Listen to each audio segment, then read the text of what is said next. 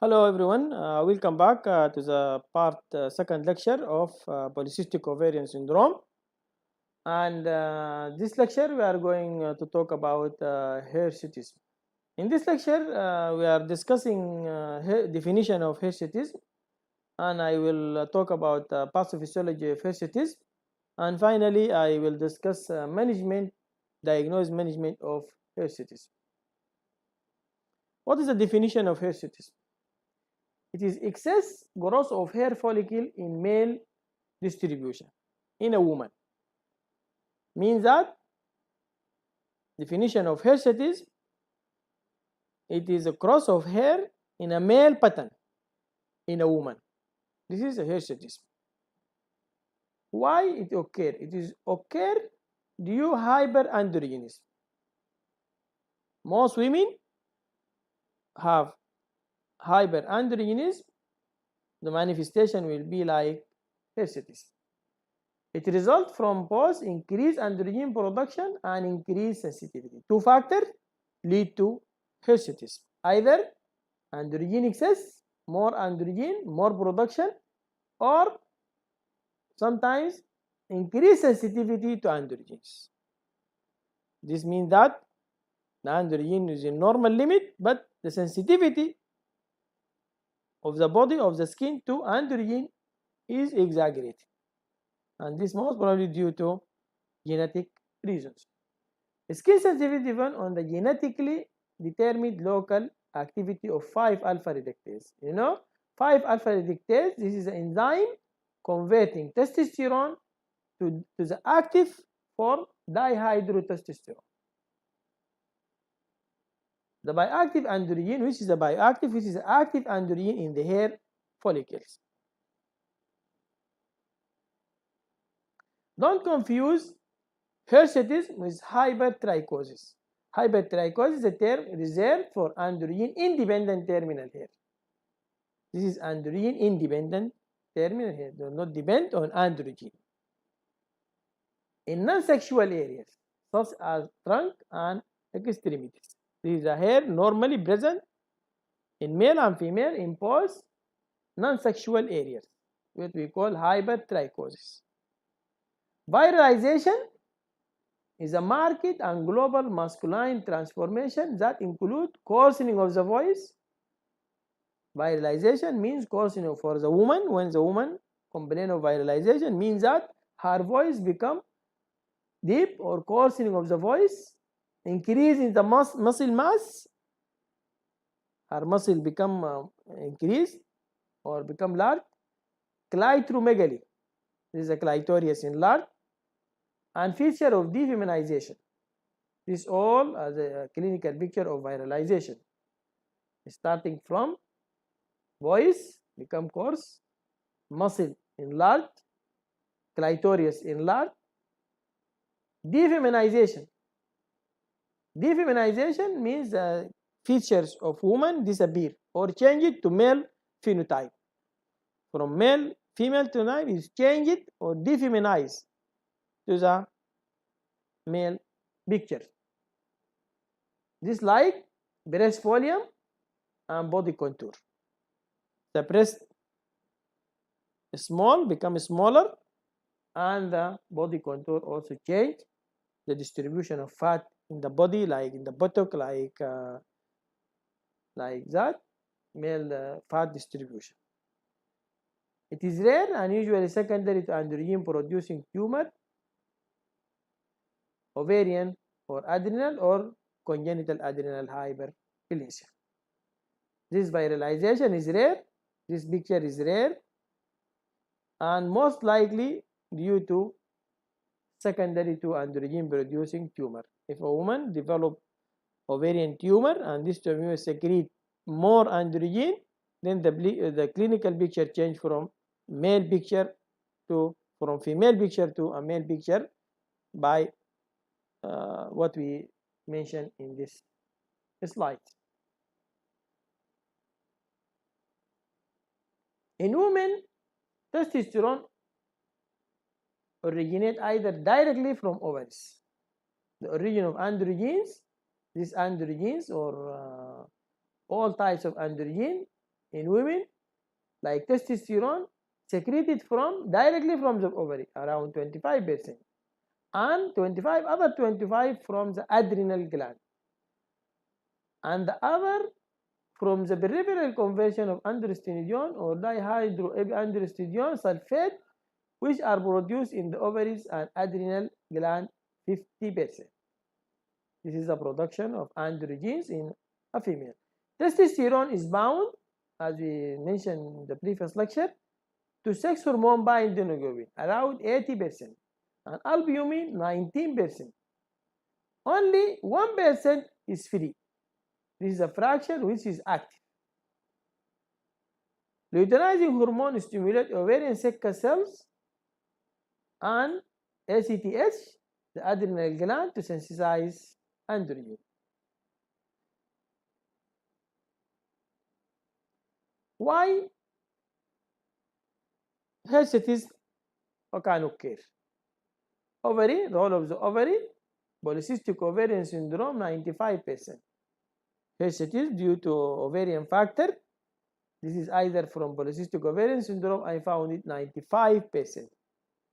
Androgen secreting tumor less than 1%, leucoma less than 1%. This is tumor in the ovary during pregnancy. Adrenal gland, congenital adrenal hyperplasia is one endocrinological disease or endocrinological condition, congenital adrenal hyperplasia. The cause of hirsutism in this condition is less than 1%. Cushing syndrome, is a manifestation of Cushing syndrome sometimes with hirsutism, less than 1%, androgen secreting tumor less than 1%, acromegaly less than 1%. All these conditions are in adrenal gland. This is an adrenal condition which can lead to the picture of hirsutism. And this is the ovarian condition or ovarian factor which can lead to the hirsutism. External causes, either iatrogenic less than 1% and drug with androgen effect less than 1%. This is external use can lead to hirsutism. Reason for increased androgen levels, either reduced sex hormone binding globin can lead to a high androgen level. I explained this point before. This result from hyperinsulinemia, liver disease, androgens, hyperprolactinemia, and hyperthyroidism. All these conditions can lead to reduced sex hormone binding globulin and so lead to increased androgen. Increased production either by tumor, either by enzyme defect, like congenital adrenal hyperplasia. Go and read about congenital adrenal hyperplasia because it's very important, and it's a defect of one enzymes that can lead to androgen excess. Cushing syndrome also, hyperinsulinemia, and increased LS stimulates Seca cell. Another source, external androgen source, androgen, progestogen with androgenic potential. This also can lead to hirsutism and androgenism. Progestogens, this progestogen is a group of progesterone that used in contraception and other medical uses, has androgenic effect which can lead to high hirsutism. Also, androgen be given for certain medical reasons can lead to the hirsutism. Increased 5-alpha reductase sensitivity, insulin-like growth factor 1 in patients with insulin resistance or hyperinsulinemia. How you assess clinically hirsutism? How do we assess? First, by history. When a patient came to you complaining of hirsutism and you need to approach this patient or you need to assess the patient. First, by history and you know the age, children and pregnant women. From the age, you can differentiate those who are young and child age with non-classical congenital adrenal hyperplasia, or pregnant women with leutomia. Rate of onset of symptom is most probable. This is a very important information you should know about the patient. Either rapid onset or slow onset. Rapid onset and severe symptom indicate producing tumor. You know, tumor usually rapidly growing or more secretion of androgen. So during a limited time, clinical picture is complicated or appear. Menstrual cycle, you should ask about menstrual cycle, oligo or amenorrhea, and we should ask about also genetic factors, asking about PCOS in the family and enzyme deficiencies, idiopathic or diabetes. Drugs, sometimes you should inquire or ask about the drug, like combined oral contraceptive pill, which containing progesterone, which has androgenic effect. Drug abuse, some people using some drugs to build their body, and this has side effect of hirsutism or androgenic effect. General health and other symptoms like other differential diagnosis like Cushing syndrome, acromegaly, liver disease, all this can lead to a picture of hirsutism. After we take a thorough history or a complete history about the patient, then we examine the patient. Don't confuse with hypertrichosis, normal hair in non-sexual areas. Ask about or examine about viralization. Here we examine the patient and look for hair in different parts of the body, upper lip, chin, like that. And we look for sign of viralization, which you mentioned before. Blood pressure increase with Cushing syndrome and acromegaly, decrease in hyperthyroidism. If you found the patient with hirsutism with high blood pressure, low blood pressure, we should consider. Look for acanthosis nigricans. This is one of the important clinical picture which differentiate between rapid development of hirsutism and slow development of hirsutism. Marker of insulin resistance and hyperinsulinemia. The skin gray brown. Valvity appearance mainly in the neck axilla. I showed you picture in the previous slide of acanthosis nigricans, which differentiate the insulin resistance from malignant hirsutism. Hirsutism due to malignant reason or due to ovarian cancer. Pelvic examination for any pelvic mass is also to exclude ovarian tumor. We have Fairman-Galloway score. This is if you need to categorize or the extent of the hirsutism or the degree of hirsutism. We need to use Fairman-Galloway score. It is to grade this hirsutism. Whenever you want to grade hirsutism, you should use Fairman-Galloway score. It is to grade hirsutism. It quantitate the extent of hair growth in androgen sensitive sites. There were 9 locations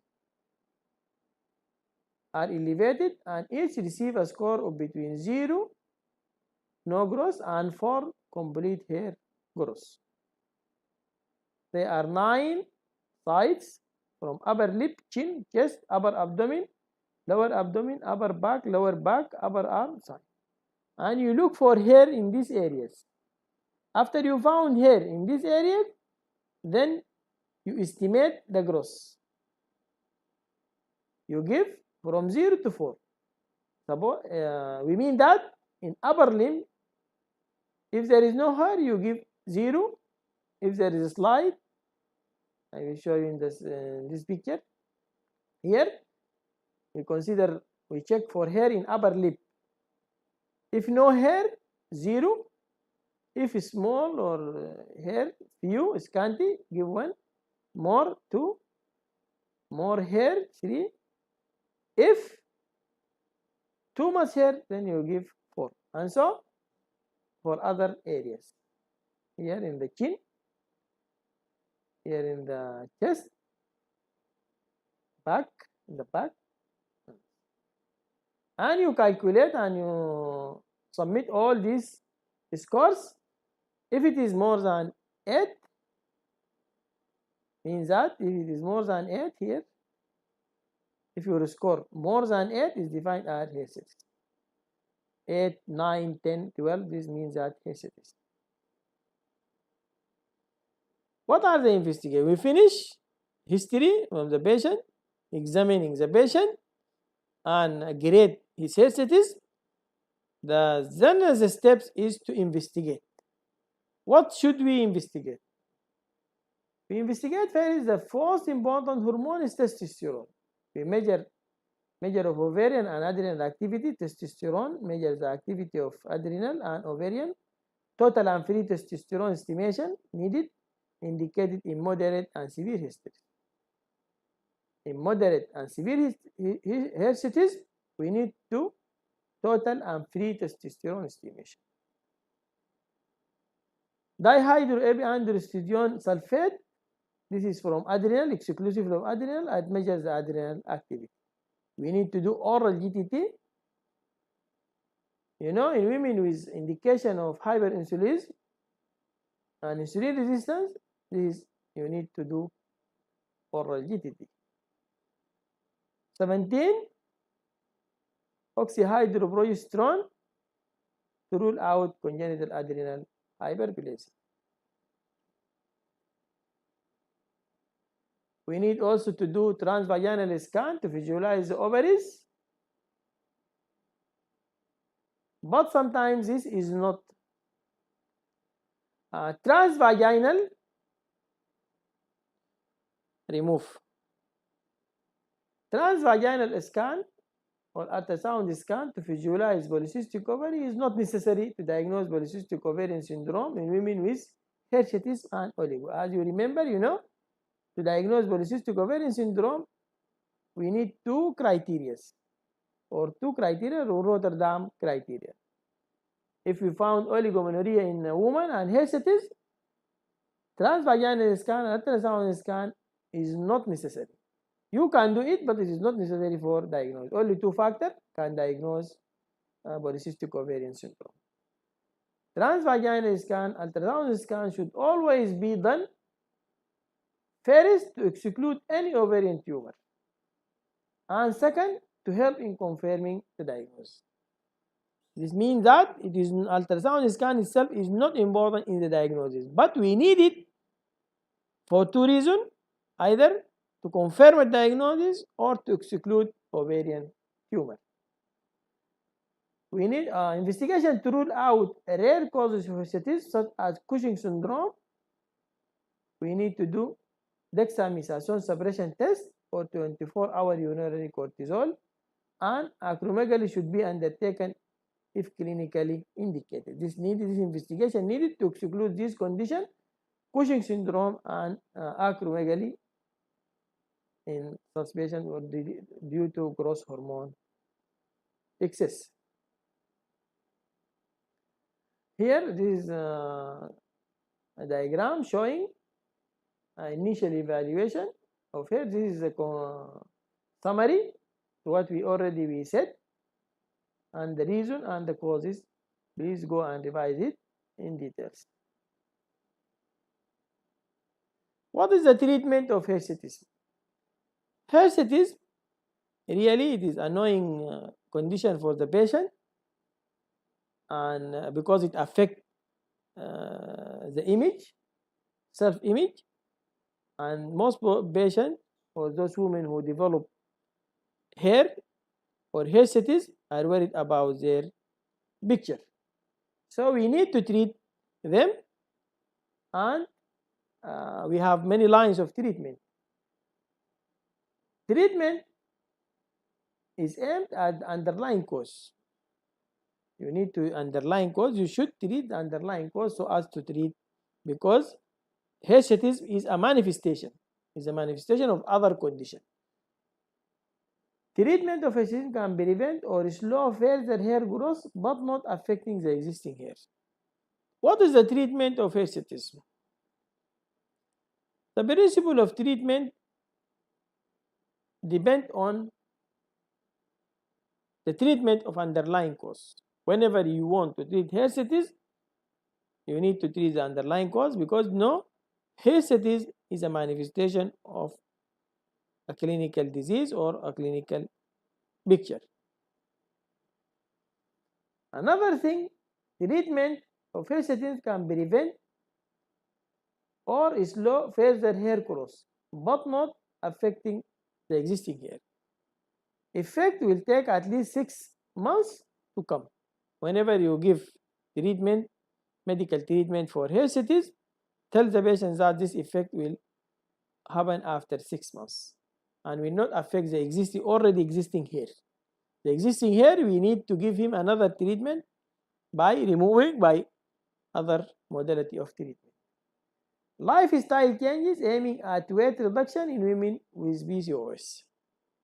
As we know before, as we discussed before in the previous lecture, weight loss is a cornerstone in treatment of most of these conditions.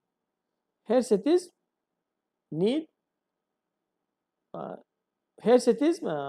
treatment by weight loss is one of the types of option of treatment of hirsutism. Combined oral contraceptive pill, this is a treatment of option, not trying to conceive. Combined oral contraceptive pill composed of 2 parts, progesterone and estrogen. Progesterone effect decrease androgen effect by suppressing 5-alpha reductase enzyme. And estrogen component or estrogen part of combined oral contraceptive pill increase sex hormone binding globulin and consequently decrease the free fraction of androgen and decrease the effect of androgen. Combined oral contraceptive pill with ethinyl estradiol and drospirenone, this is Yasmin, and ethinyl estradiol cyproterone acetate dienate. This is a pest, because you know the progesterone or progestin or progestin in the combined oral contraceptive pill have androgenic effect. So we change it. Those who are, so as not to exaggerate the picture, we need to use something have progestin effect and in the same time as anti-androgen effect. They found this in like drospirenone or cyproterone.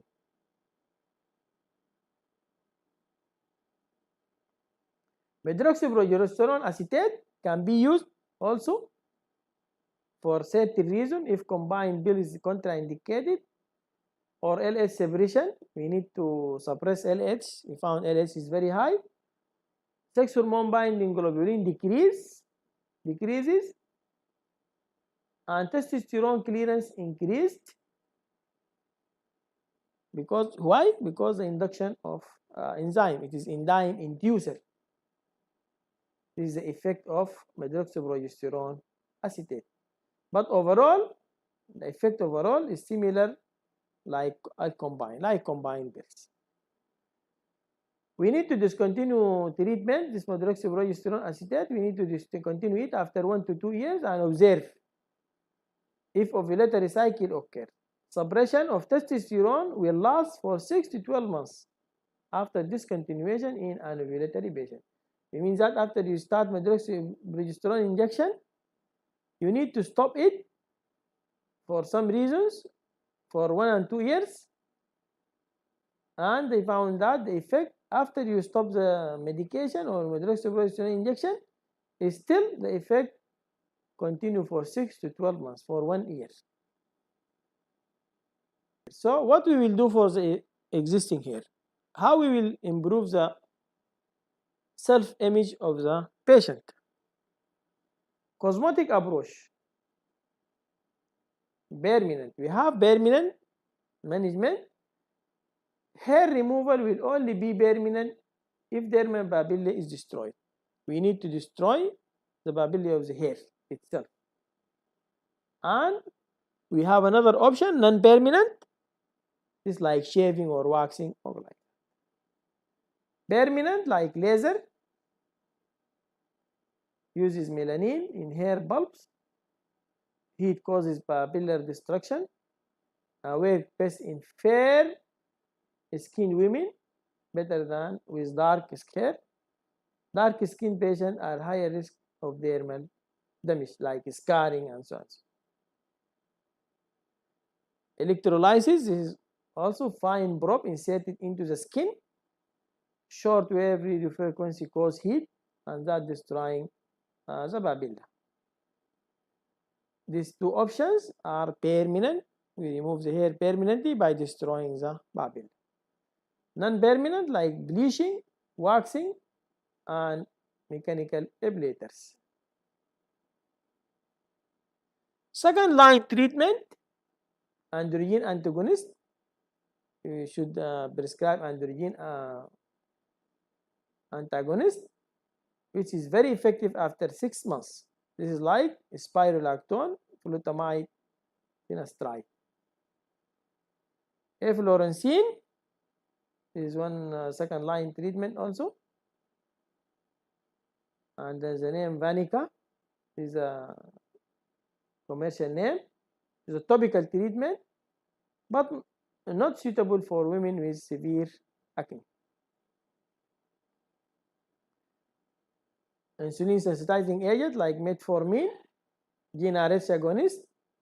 This can be used in severe resistant cases. Should be combined with add-back HRT, hormone replacement therapy. And sometimes we need surgical treatment to remove the pituitary, hypophysiectomy for treatment of Cushing, or sometimes removal of ovary if the Hirschsprung is due to ovarian tumor. Lastly, if all these measures cannot affect the existing hair, we can use, last resort is ketoconazole. This reduces androgen level by inducing hepatocytochrome B450 metabolic pathway. In conclusion, for post part 1 and part 2, PCO involves a wide spectrum of biochemical and clinical disorder. PCOS results from an interaction between multiple environment and genetic factors. Insulin resistance is a key factor in the pathogenesis of PCOS. Long-term consequences are related to the effect of prolonged unopposed estrogen and effect of metabolic syndrome. Management depends on whether not fertility is desired. Clomiphene citrate remains the first option for first-line ovulation induction. In patients with clomiphene resistant, options for ovulation induction include metformin or laparoscopic ovarian drilling. Weight loss remains the cornerstone for improving the ovulatory status and minimizing the long-term effect of polycystic ovarian syndrome on obese patients. The most common cause of hyperandrogenism and hirsutism is polycystic ovarian syndrome. Weight loss on obese patients may improve hirsutism. The oral contraceptive pill is the most commonly used single therapy for hirsutism. For further reading and for this information, go through these references. Thank you very much for your watching this lecture and hope to see you in the next lecture. Goodbye.